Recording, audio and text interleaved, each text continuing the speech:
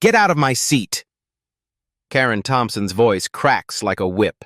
She plants herself directly in front of Dr. Andrew Miller, blocking his view, invading his space. Her face contorts with pure disgust. I don't know what game you're playing, but this charade stops now. She snaps her fingers inches from his nose. You don't belong anywhere near civilized people. The entire first-class cabin turns to stare. Karen enjoys the audience.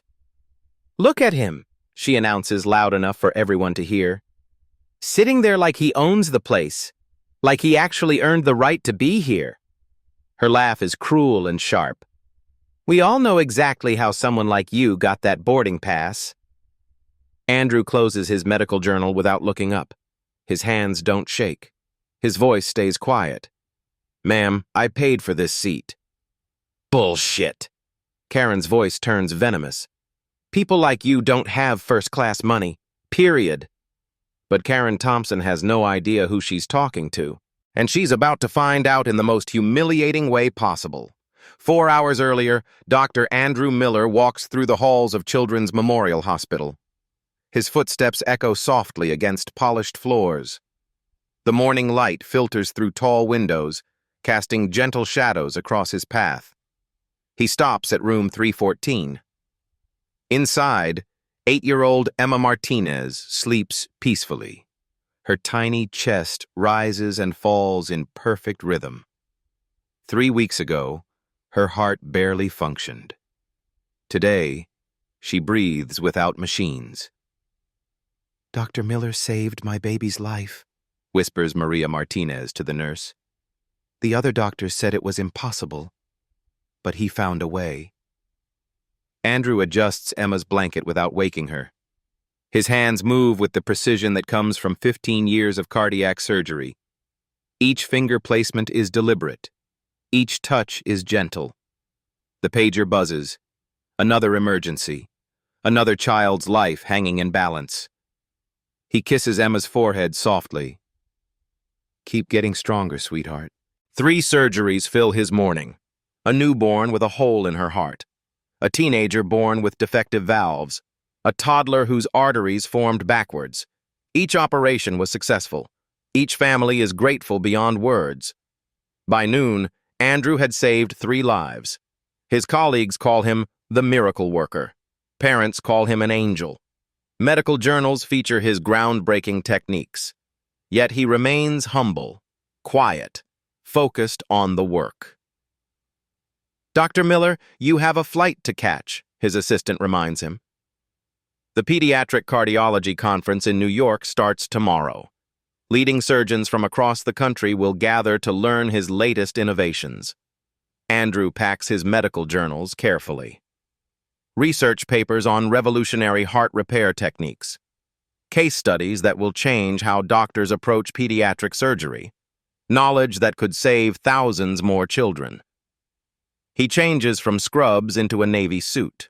The fabric falls naturally on his tall frame. His movements remain unhurried, deliberate. The same steady hands that repair tiny hearts now adjust his tie.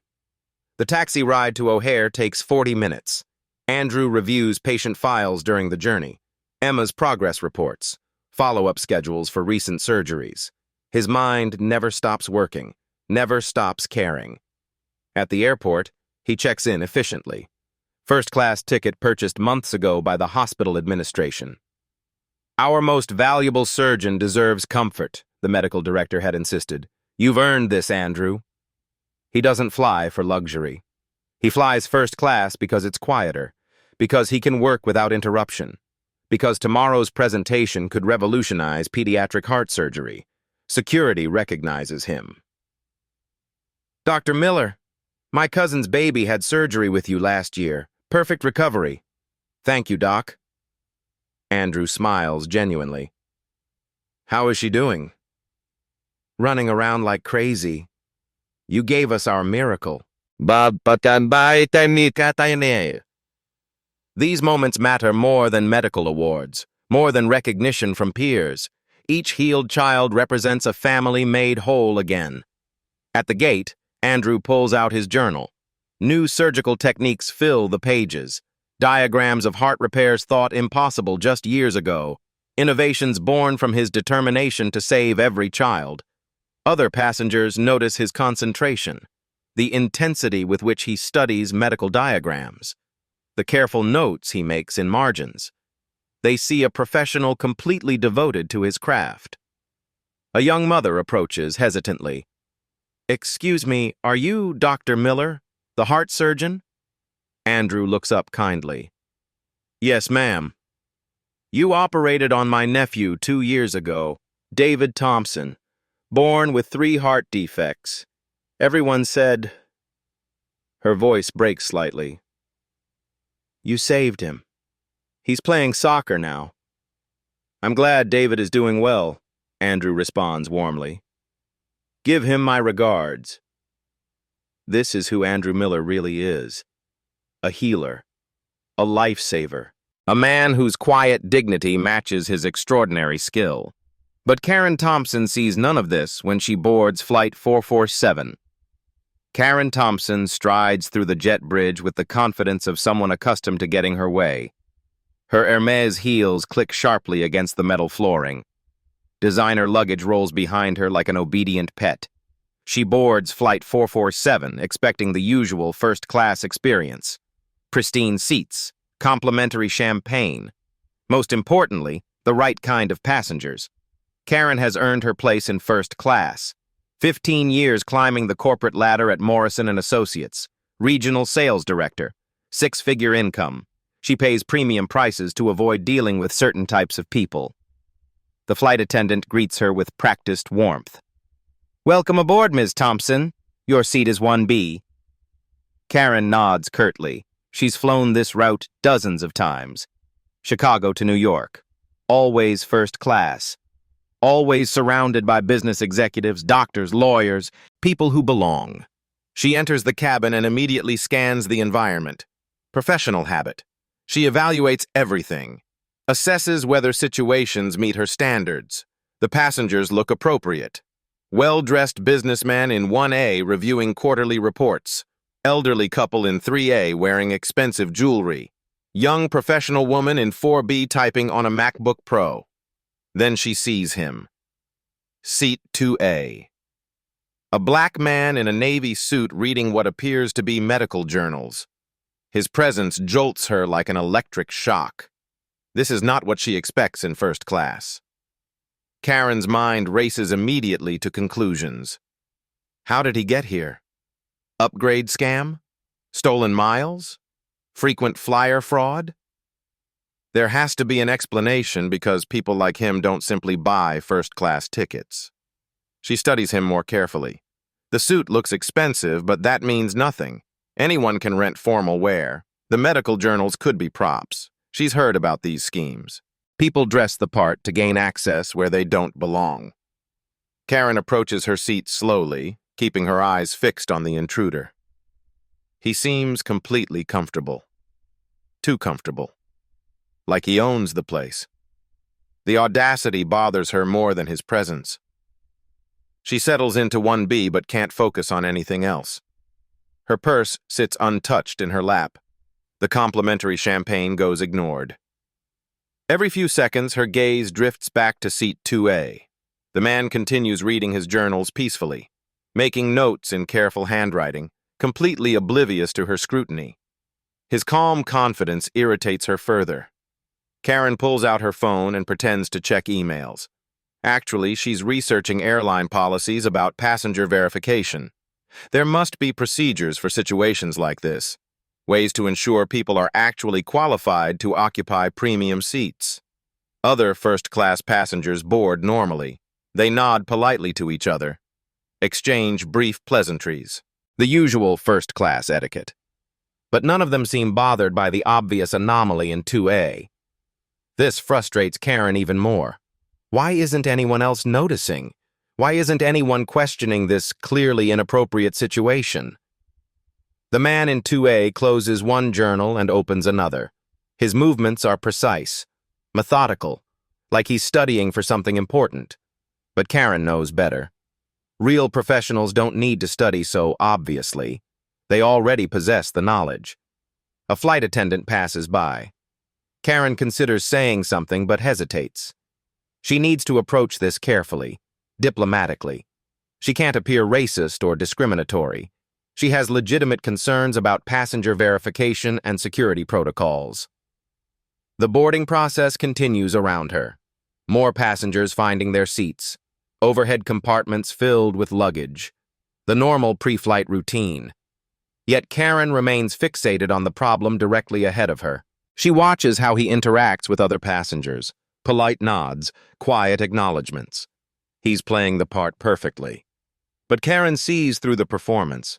She's dealt with enough fraud in her sales career to recognize deception. The man adjusts his reading glasses and turns a page. Karen catches a glimpse of complex medical diagrams, heart surgery illustrations, incredibly detailed anatomical drawings. For a moment, doubt creeps into her mind, but she pushes it away quickly. Anyone can buy medical textbooks. Anyone can memorize terminology. These props just make the scam more sophisticated. Karen's resolve strengthens. Someone needs to address this situation. Someone needs to ensure first-class integrity. If other passengers won't speak up, she will. She unbuckles her seatbelt and stands slowly. Her heart pounds with righteous determination. This ends now. Time to confront the fraud sitting in seat 2A. Karen approaches the galley area where flight attendant Janet Davis prepares pre-flight service. Her stride carries corporate authority. The confidence of someone who's never been told no. "Excuse me, I need to speak with you about a seating issue." Janet looks up from her checklist with professional courtesy. "Of course, Ms. Thompson. How can I help you?" "There's a man in seat 2A who doesn't belong in first class." Karen keeps her voice low but firm.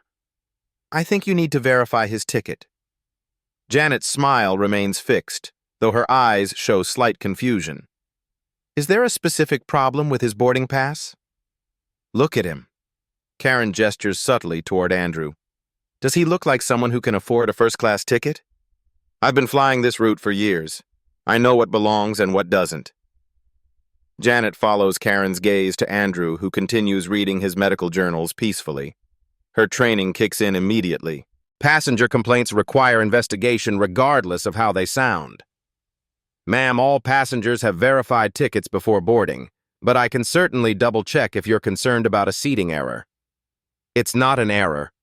Karen's tone sharpens. "Someone like that doesn't just buy first-class tickets. There's fraud happening here, and you need to address it before takeoff." Janet maintains her professional demeanor despite Karen's obvious implications. "I understand your concern. Let me verify his documentation." She walks toward Andrew's seat with Karen following closely behind. Other first-class passengers begin noticing the commotion. Conversations pause. Heads turn subtly in their direction. "Sir, I'm sorry to bother you," Janet says gently to Andrew. "May I see your boarding pass one more time? Just routine verification." Andrew looks up from his journal without irritation. His voice remains calm and pleasant. "Of course." He reaches into his jacket pocket and produces his boarding pass. The movements are unhurried. Confidence. Like someone with nothing to hide. Janet examines the document carefully. Seat 2A. First class. Properly issued. Valid confirmation number. Everything appears legitimate. "This looks correct, sir, thank you." But Karen steps forward aggressively. "That doesn't prove anything. Anyone can fake a boarding pass these days. What about identification? Credit card verification? How do we know he actually paid for this?" The nearby passengers now openly stare at the confrontation. The businessman in 1A sets down his financial reports. The elderly couple in 3A exchange worried glances. The young professional woman pauses her typing. Andrew maintains his composure despite the public scrutiny. "Ma'am, if additional verification is required, I'm happy to provide whatever documentation you need." His calm response only frustrates Karen further. Why isn't he defensive? Why isn't he nervous? Guilty people should show signs of stress when confronted. "See?" Karen announces louder, making sure other passengers hear. He's too prepared. Real first-class passengers don't need to carry extra documentation because they belong here. Janet feels increasingly uncomfortable with the situation, but follows airline protocol. Sir, may I see your photo ID as well, just to confirm everything matches? Andrew produces his driver's license without hesitation. Dr. Andrew Miller. Address in an affluent Chicago suburb. No discrepancies with his boarding information. Everything appears to be in order, Janet concludes diplomatically. Karen's frustration boils over. This is ridiculous. I'm a frequent flyer with elite status. I've spent thousands of dollars with this airline, and you're going to let some random person sit in first class just because he has fake documents? Ma'am, his documentation appears legitimate. Appears? Karen interrupts. That's not good enough. I want him moved to economy where he belongs. I paid for a first-class experience, and that includes sitting with appropriate passengers. The cabin falls completely silent. Every first-class passenger stares at the confrontation. The racism hangs thick in the recycled air like a toxic cloud. Andrew closes his medical journal slowly. His hands don't shake. His breathing remains steady. When he speaks, his voice carries quiet dignity. Ma'am, I understand you have concerns. I've provided all requested documentation. If there's anything else the airline requires, I'm happy to comply. His grace under attack makes Karen appear even more unreasonable by comparison. Several passengers shift uncomfortably in their seats. A few pull out phones, sensing something significant happening. Don't you dare turn this around on me, Karen snaps. I'm not the problem here. The problem is people trying to scam their way into places they don't belong. Janet realizes the situation has escalated beyond simple verification. Ms. Thompson, I need to ask you to return to your seat so we can prepare for departure. Not until this is resolved properly. Karen plants herself firmly in the aisle. I want to speak with the captain. I want airline management involved. Someone needs to address the security issues on this flight. The businessman in 1A finally speaks up. Ma'am, perhaps you should just let the man fly in peace. Karen whirls around to face him. Oh, so now you're all ganging up on me? This is exactly what I'm talking about. Standards don't matter anymore. Anyone can sit anywhere and everyone just accepts it. Andrew opens his medical journal again, returning to his reading despite the chaos surrounding him. The simple action demonstrates remarkable composure under public humiliation. But Karen interprets his calm as arrogance. And she's just getting started. Andrew Miller sets his medical journal on his lap and looks directly at Karen Thompson. His eyes hold no anger, no defensiveness. Just quiet patience that somehow makes her accusations seem smaller. Ma'am, I understand this situation is uncomfortable for everyone. His voice carries the calm authority of someone accustomed to handling crises. If additional verification helps resolve your concerns, I'm completely cooperative. He reaches into his briefcase with deliberate movements. No rushing, no fumbling. Each action demonstrates the steady hands that perform delicate heart surgery on children. From his briefcase, he produces a hospital identification badge. Children's Memorial Hospital, Department of Pediatric Cardiology, Chief of Cardiac Surgery. The laminated card catches the cabin lighting. Janet examines the hospital ID carefully. The photo matches perfectly. The credentials appear authentic. The title indicates significant medical authority. This shows you're a doctor? Janet asks, though the answer seems obvious. Pediatric cardiac surgeon, Andrew confirms simply. I'm traveling to present research at the National Cardiology Conference in New York. Several passengers lean forward slightly, trying to hear better. The businessman in 1A raises his eyebrows with newfound interest. The elderly woman in 3A whispers something to her husband. Karen's confidence wavers for just a moment. A doctor? But she recovers quickly. Anyone can fake hospital badges these days. Print shops make realistic IDs all the time. Andrew reaches into his briefcase again. This time he produces conference materials, official invitation letters, presentation schedules listing him as the keynote speaker, research abstracts with his name prominently featured. "I'm presenting new techniques for repairing congenital heart defects in infants," he explains calmly. "The conference organizers invited me to share recent surgical innovations." Janet flips through the documents. Everything appears legitimate. Professional letterhead, official seals, complex medical terminology that would be difficult to fabricate convincingly. "These look very official, Doctor," Janet acknowledges. But Karen refuses to back down. "Papers can be forged. Anyone with a good printer and some medical textbooks could create fake credentials." Andrew's response surprises everyone. Instead of getting defensive, he simply nods. "You're absolutely right. Documentation can be falsified. That's a valid concern in today's world." His acknowledgement of her point makes Karen feel vindicated momentarily. Finally, someone admits she has legitimate reasons for suspicion. "However," Andrew continues gently, "I'm curious what additional verification would satisfy your concerns. I'm happy to provide whatever the airline requires." The question hangs in the air like a challenge. What more could Karen reasonably demand? She's seen his boarding pass, driver's license, hospital ID, and conference materials. Each document appears authentic. "I want them to call the hospital," Karen declares. "Verify his employment directly with Children's Memorial." Andrew pulls out his phone without hesitation. "I can give you the direct number for hospital administration. They can confirm my position and credentials immediately." His willingness to involve his employer demonstrates remarkable confidence. Most people committing fraud would avoid verification calls that could expose their deception. Or, Andrew adds thoughtfully, the conference organizers in New York could verify my speaking engagement. I have their contact information as well. Karen finds herself backed into a corner. Every verification method she suggests, Andrew readily accepts. His calm cooperation makes her appear increasingly unreasonable. The other passengers watch this exchange with growing fascination.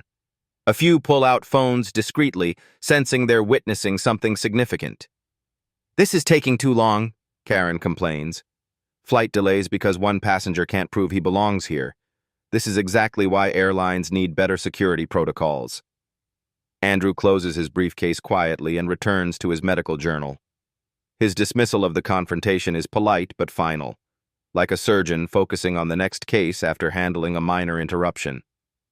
"Sir, thank you for your patience," Janet says diplomatically. "Everything appears to be in order." But Karen Thompson isn't finished. Not even close. The doctor's unshakable calm only feeds her growing frustration. Karen Thompson stands in the center aisle like a courtroom prosecutor preparing her closing argument. The verification process has only strengthened her conviction that something is fundamentally wrong here. "This is exactly what I'm talking about," she announces to the entire first-class cabin. Her voice carries the authority of someone accustomed to commanding boardrooms. "Everyone just accepts whatever documents people produce. No one asks the hard questions anymore." She turns to face the other passengers directly, making this their problem too. "How many of you actually believe someone like him," she gestures toward Andrew, "can afford to sit in first class legitimately?" The businessman in 1A shifts uncomfortably. The elderly couple in 3A exchange worried glances. The young professional woman in 4B pretends to focus on her laptop, but keeps glancing up nervously. "I've been flying first class for 15 years, Karen continues, her voice growing stronger. "I know who belongs here and who doesn't. And this," she points directly at Andrew, "is exactly the kind of situation airlines are supposed to prevent." Andrew continues reading his medical journal as if the confrontation isn't happening. His fingers turn pages steadily. His breathing remains even. The complete lack of reaction only fuels Karen's frustration. "Look at him," she demands of the other passengers, "acting like he can't hear me, like this is all beneath him. That's exactly the attitude I'm talking about." Janet, the flight attendant, tries to regain control. "Ms. Thompson, please return to your seat so we can prepare for departure." "No." Karen's refusal rings with finality. I paid good money for this ticket. I have elite status with this airline. I'm not sitting down until someone addresses the obvious security breach happening right in front of us. She pulls out her phone and starts filming Andrew. This is evidence of airline policy failures. Someone needs to document how easily people can game the system these days. Andrew looks up calmly at the phone camera. His expression shows no fear or anger, just the patient professionalism of someone accustomed to staying composed under pressure. "Ma'am, you're welcome to film whatever you'd like," he says quietly. "I have nothing to hide." His calm response makes Karen appear even more aggressive by comparison. Several passengers pull out their own phones, but they're not filming Andrew. They're recording Karen's behavior. "See that?" Karen announces triumphantly. "He's too comfortable with cameras. Real people get nervous when confronted. He's obviously done this before." The businessman in 1A finally speaks up again. "Ma'am, the man provided all requested documentation. Perhaps we should just let this go." Karen whirls around to face him. "Oh, now you're defending him? Let me guess, you think I'm the problem here? You think I'm some kind of racist just for asking legitimate questions about passenger verification?" "I didn't say anything about race," the businessman replies defensively. "You didn't have to," Karen snaps.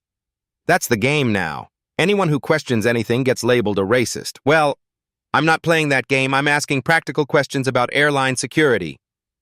She turns back to Andrew, her voice getting sharper. "People like you count on everyone being too politically correct to ask obvious questions. You exploit white guilt to get special treatment you haven't earned." The cabin goes completely silent.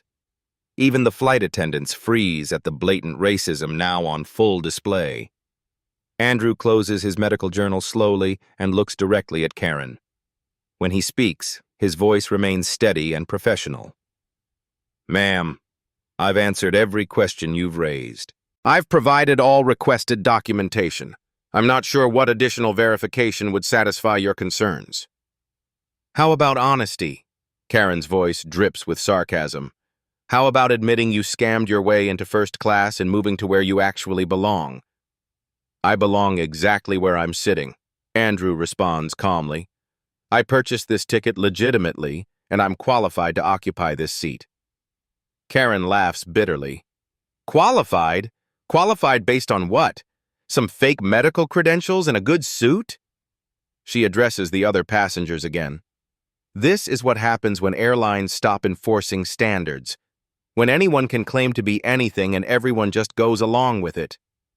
The elderly woman in 3A whispers to her husband, "Harold, doesn't he look familiar?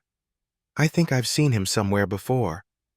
Harold squints at Andrew through his glasses. "You might be right, dear. He does look familiar." Karen notices their whispered conversation and pounces. "See? Even they're questioning his identity. Other passengers recognize something's not right here." But the elderly couple isn't questioning Andrew's identity. They're trying to remember where they've seen him before. Their expressions show recognition trying to surface, not suspicion. Andrew notices their attention and nods politely in their direction. The gesture is natural, unforced, like someone comfortable with recognition.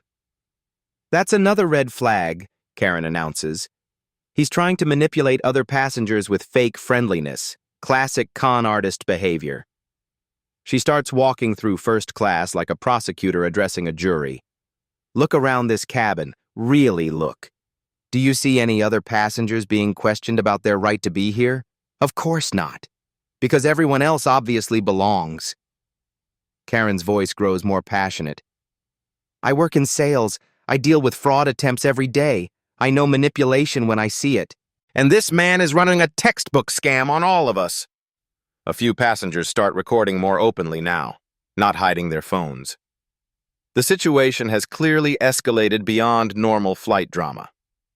"That's right, record this," Karen encourages them.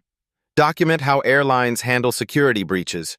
Show the world how easy it is to fake your way into first class when everyone's too afraid to ask questions."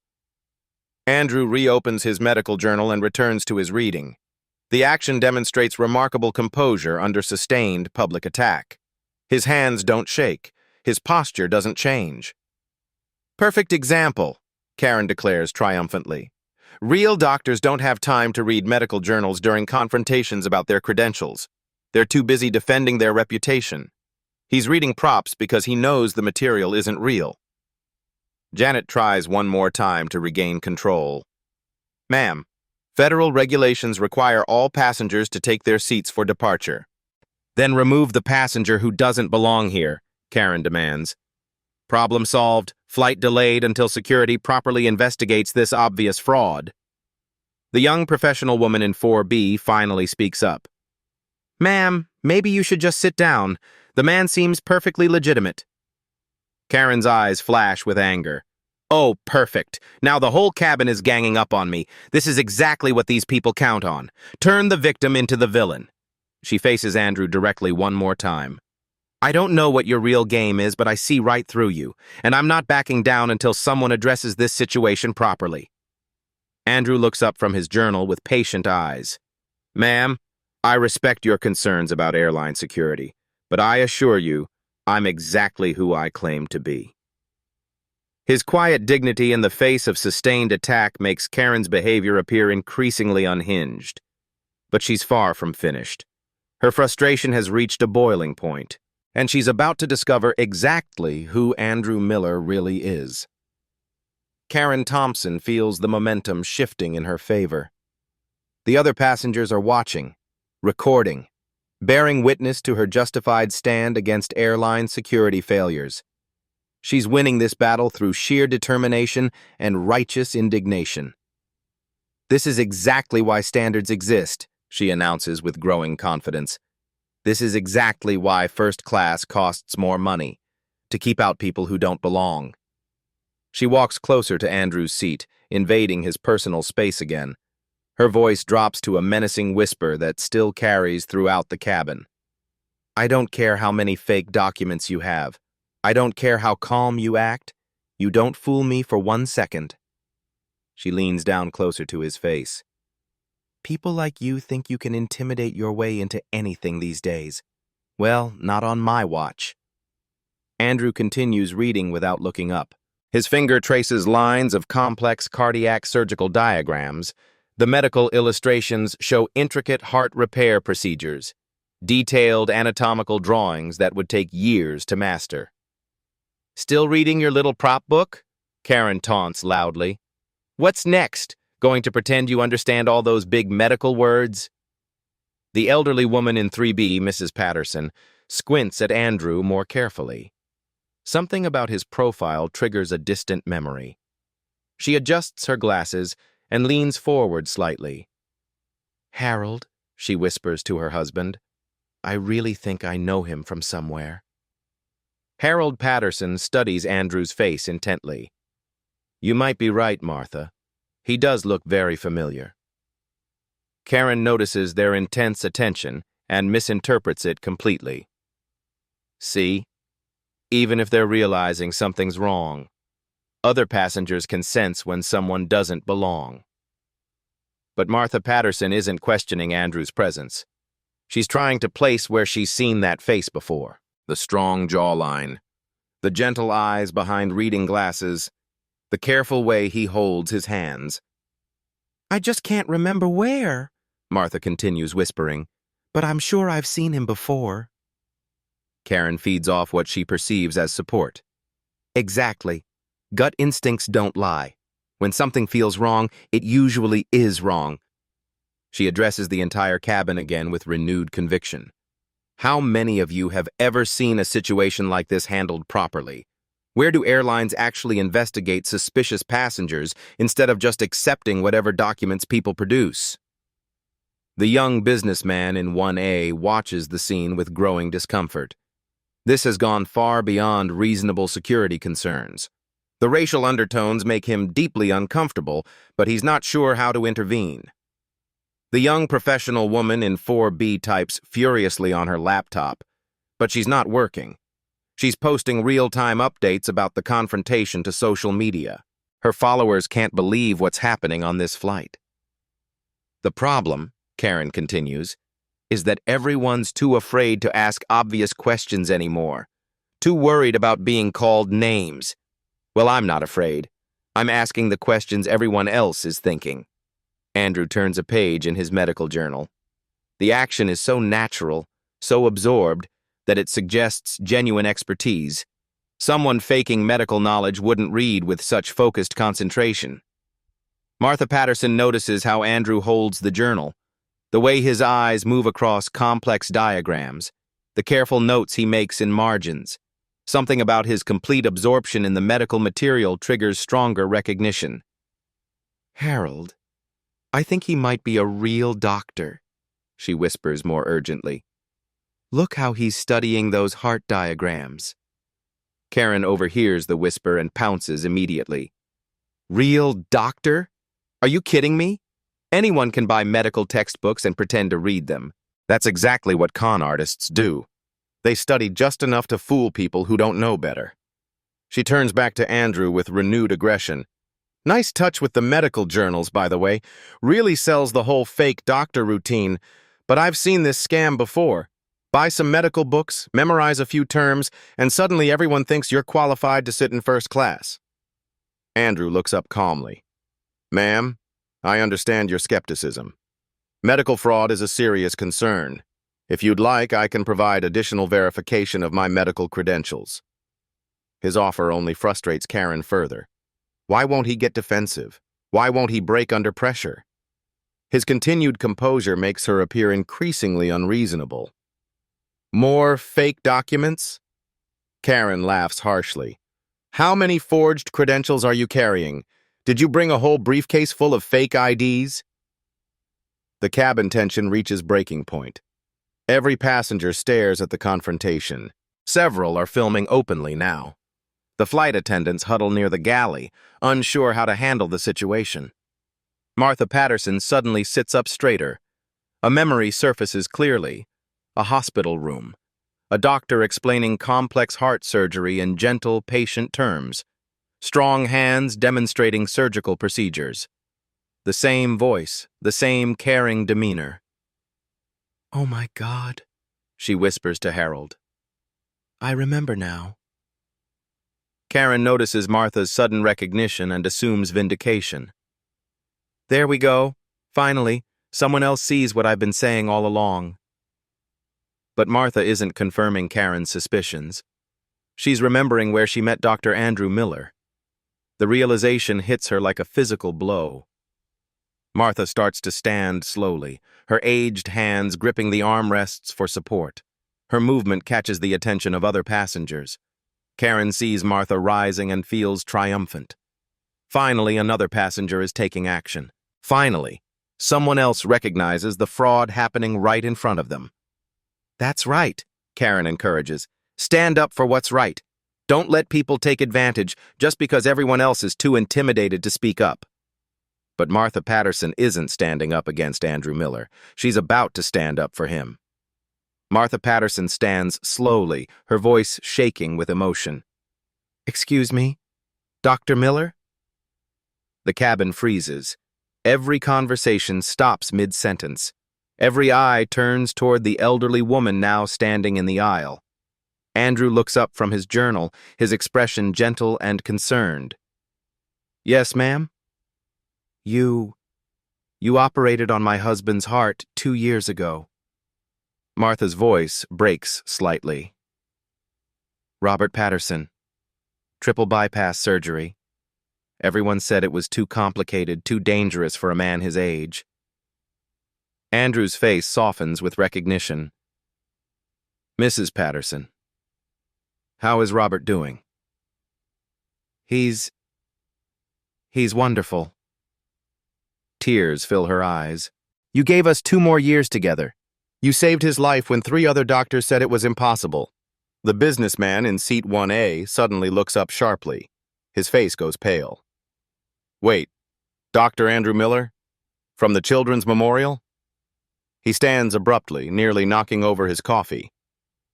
"Doctor, you operated on my daughter Sarah 3 years ago. Congenital heart defect. She was 6 months old. Oh my God, you saved her life." Karen's confident expression begins to crack. Confusion replaces certainty. What? What are you talking about?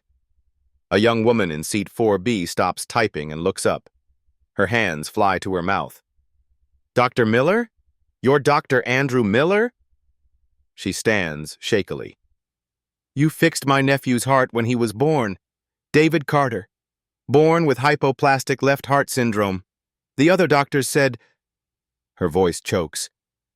You performed a miracle. One by one, passengers begin standing. Each voice adds to the chorus of recognition. You saved my grandson. An elderly man in seat 3B rises slowly. My baby brother. A woman near the back stands with tears streaming. You operated on my mother's heart valve. Another passenger rises. Karen stands frozen in the aisle, watching her accusations crumble before her eyes. The man she called a fraud, a scammer, a security threat, is being honored by half the first-class cabin. This isn't possible, she whispers, but her voice carries no conviction anymore. Have you ever witnessed someone's entire worldview collapse in real time? Drop a comment if you've ever been this wrong about someone.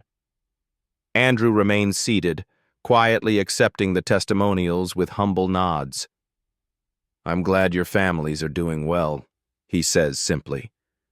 That's all that matters. All that matters. Martha Patterson wipes tears from her cheeks. Doctor, you don't understand. Robert had given up. We both had. And you walked into that room and gave us hope again. The businessman's voice shakes with emotion. My daughter is 8 years old now.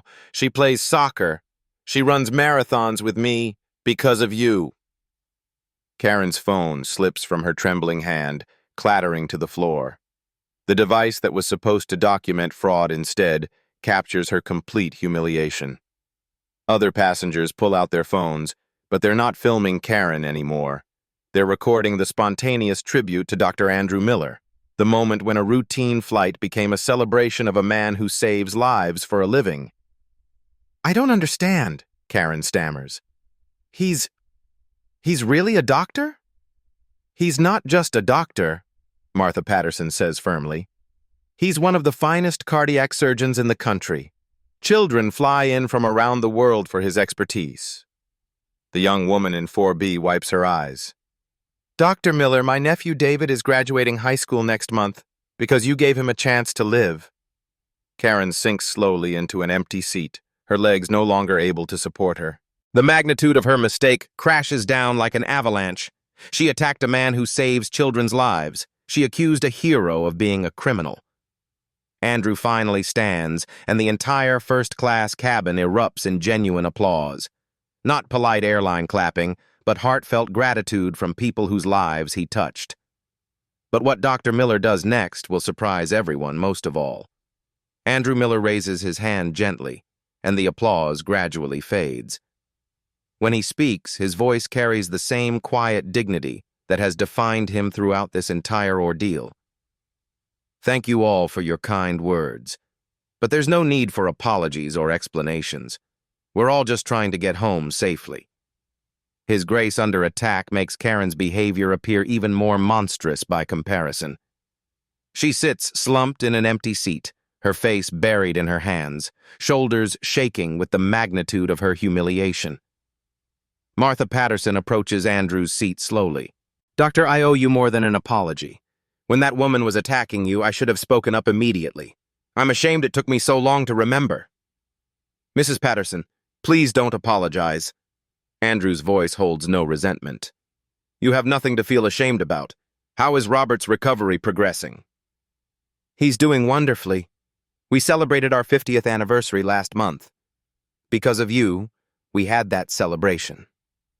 Martha's voice breaks again. You didn't just save his heart, Doctor. You saved our entire family. The businessman in 1A extends his hand formally. Dr. Miller, I'm James Wilson. I never properly thanked you for what you did for Sarah. She's thriving. Honor roll student. I want to be a doctor like you someday. Andrew shakes his hand warmly. I remember Sarah well. Please give her my regards. The medical profession needs passionate young people like her. Other passengers continue sharing their connections to Dr. Miller's work. Stories pour out like a dam bursting. Lives saved, families reunited. Children were given futures they almost never had. My brother Tommy, says the young woman from 4B, born with 3 heart defects. You performed 4 surgeries over 6 months. He just got accepted to medical school. My mother's valve replacement, adds another passenger. You explained everything so patiently, made us feel confident when we were terrified. Each testimonial lands on Karen like a physical blow. This man she tormented saves lives for a living, children's lives, the most innocent, precious lives imaginable. Janet, the flight attendant, approaches with tears in her eyes. Dr. Miller, I had no idea who you were. I'm so sorry for what just happened. You handled the situation professionally, Andrew reassures her. You followed proper protocols. That's exactly what you should have done. His kindness toward the flight attendant who questioned him demonstrates remarkable character. No anger, no resentment, only understanding for people doing their jobs. The young professional woman from 4B has been typing furiously throughout the testimonials. Dr. Miller, I hope you don't mind, but I've been posting about this on social media. The world needs to know what just happened here. Andrew looks concerned. I hope you'll respect everyone's privacy. The patients and families don't need public attention. Even in his moment of vindication, he protects the privacy of others. Karen finally looks up from her hands. Her makeup runs in dark streams down her cheeks. She opens her mouth to speak, then closes it again. What words could possibly address the magnitude of her mistake? But the true extent of Dr. Andrew Miller's impact is still unknown to most passengers. The stories they've heard barely scratch the surface. The testimonials continue flowing, each more powerful than the last. What starts as passenger recognition becomes a revelation of Dr. Andrew Miller's extraordinary impact on countless lives. Doctor, you probably don't remember me, says a woman from the coach who heard the commotion and approached the first class. But you saved my twin babies 4 years ago. Born at 28 weeks with severe heart defects. Everyone said they wouldn't survive. Andrew's eyes soften with recognition. Emma and Ethan Rodriguez, how are they doing? They're healthy 4-year-olds now, running, playing, driving me crazy. Tears stream down her face.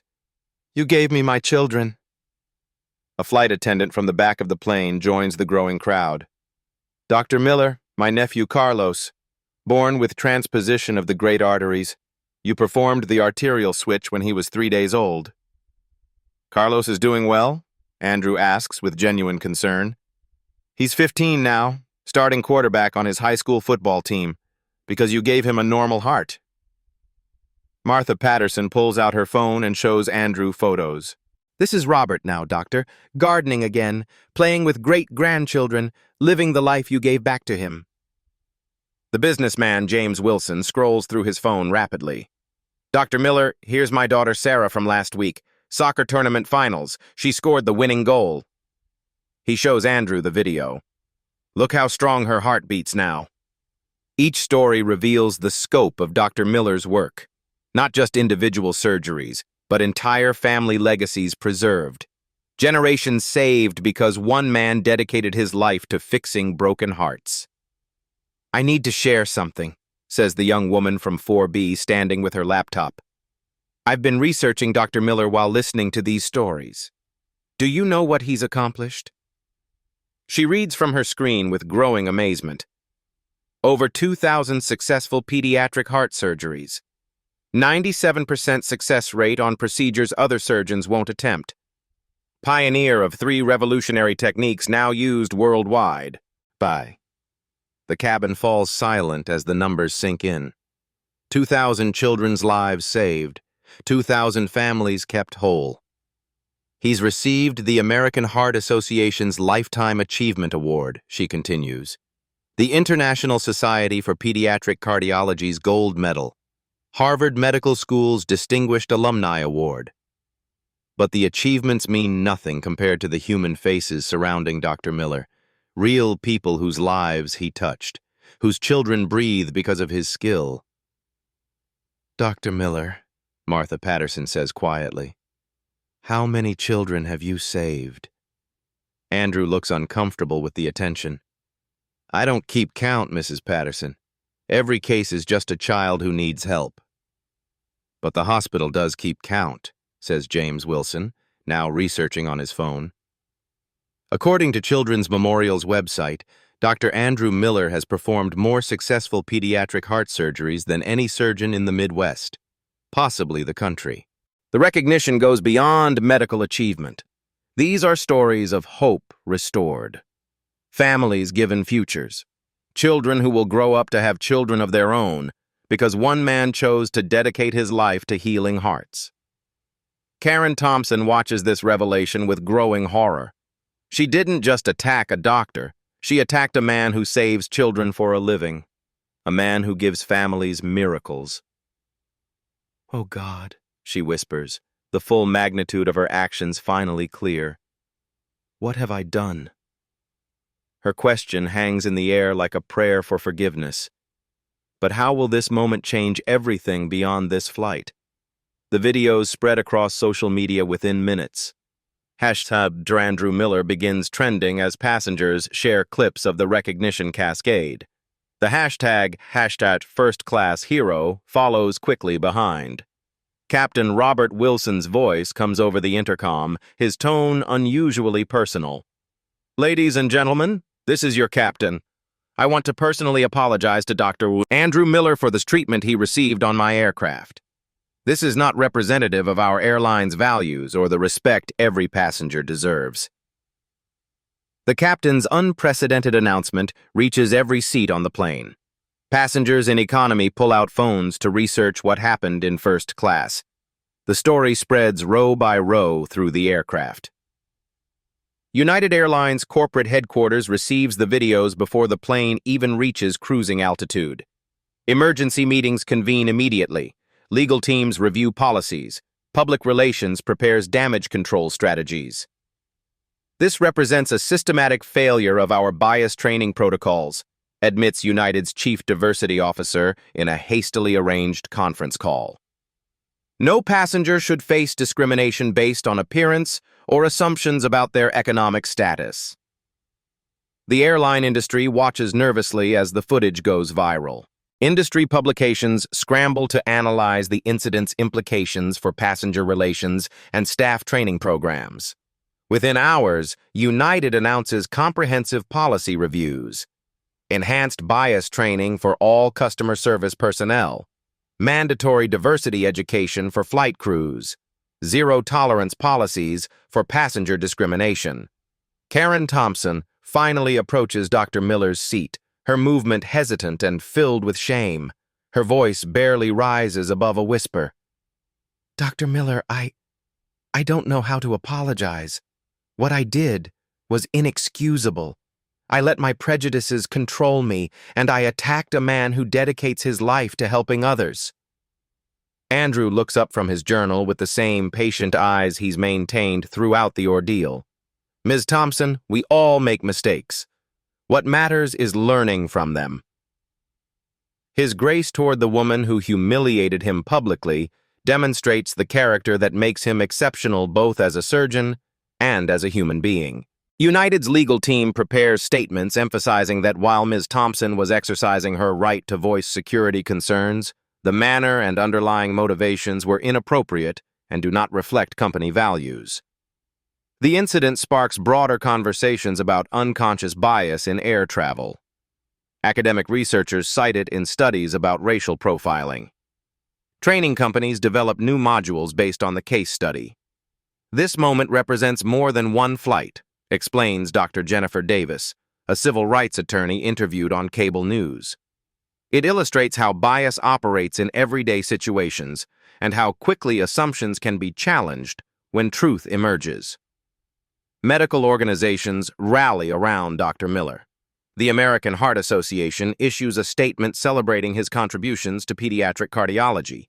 Children's Memorial Hospital announces plans to establish the Andrew Miller Foundation for Cardiac Research.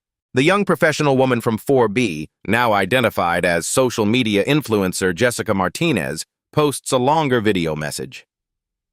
Dr. Miller didn't just save those children's hearts. He saved entire family trees. Generations of people who will exist because one man chose healing over hatred. The incident becomes a teaching moment used in corporate diversity training across multiple industries. Business schools analyze the case study. Ethics professors assign papers about bias and assumption. But the most important impact remains personal. Individual people reconsidering their own unconscious biases. Passengers on future flights think twice before making assumptions about fellow travelers. Change begins one person at a time. One moment of recognition at a time. And it all started with one man's quiet dignity in the face of injustice. 6 months later, Dr. Andrew Miller received the Presidential Medal of Freedom for his contributions to pediatric medicine. The ceremony honors his 20-year career saving children's lives. 2,000 families owe their happiness to his skilled hands and compassionate heart. Karen Thompson uses her experience to become an advocate for bias awareness training. She speaks at corporate diversity events about the day she learned the danger of assumptions. Her testimony helps thousands recognize their own unconscious prejudices. United Airlines implements the Miller Protocol, comprehensive bias training named after the man who demonstrated grace under attack. Other airlines adopt similar programs. The industry changes because one passenger maintained his dignity when dignity was denied. Flight 447 becomes a turning point, not just for an airline, but for anyone who witnessed the power of character over assumption. The moment when prejudice met truth, and truth won decisively. Sometimes karma has perfect timing. Sometimes justice arrives 30,000 feet above the ground. Sometimes the people we judge most harshly become our greatest teachers. Dr. Andrew Miller still flies first class to medical conferences, but now he's recognized not for the color of his skin, but for the content of his character. Children's hearts beat strong and steady because one man chose healing over hatred. Respect recognizes no seat assignment. Dignity travels in any section. The character needs no ticket upgrade. Share this story if you believe worth has nothing to do with appearance. Subscribe for more moments when humanity defeats hatred. Sometimes the person sitting next to you is exactly the hero the world needs.